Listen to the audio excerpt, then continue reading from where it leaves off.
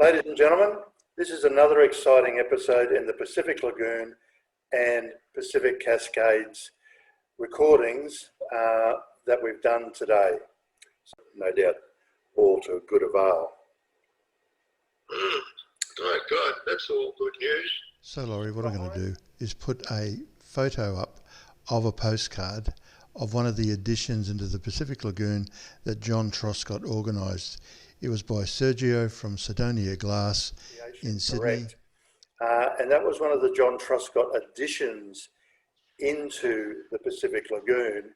And it is quite an amazing art piece. And there are some unbelievable photos of it.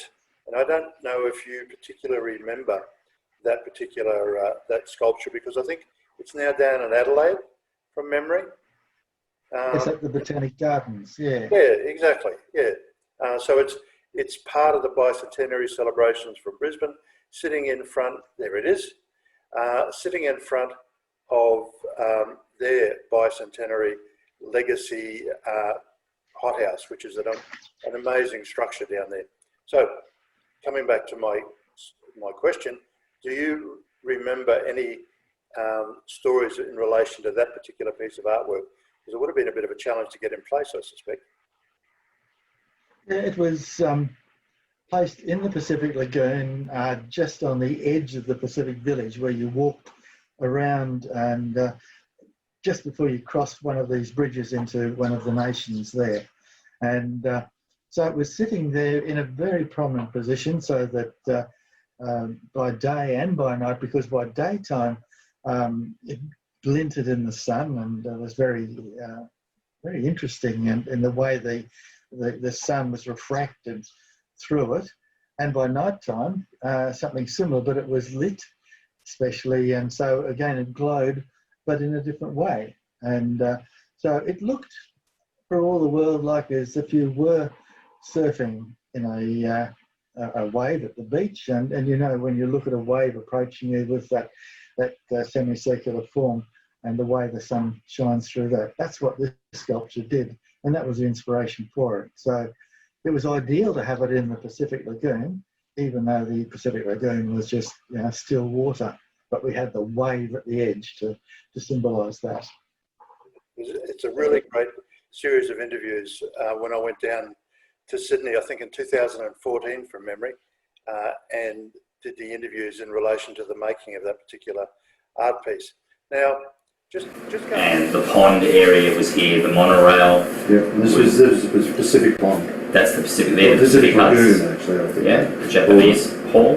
Yeah. And so that was the location of the actual piece. Now, just going back to the Pacific Cascades, so was that water coming out of the lagoon, or so was that sort of separated, filtered? I mean, it would have been a real challenge, I would have thought, to keep the whole volume of water clean if it was coming out of the lagoon. Good question. No, it certainly is a separate system. If you look behind me, you can almost see that under the bridge there was a small wall at lagoon water level, or just above that, so that kept the lagoon water separate from the Cascade water, because the lagoon water was a biological volume of water. That means it's not filtered or chlorinated or anything like that. It's just naturally clear because of the way the natural plants and the fish and so on all interact together. But on this side, the Pacific Cascade starts, and again, just behind me, you can see there's three white donut-like shapes there, which were actually giant springs of water, which is where the water from the pumping system emerged, and they just bubbled the whole time, just like a giant jellyfish more than anything else, really.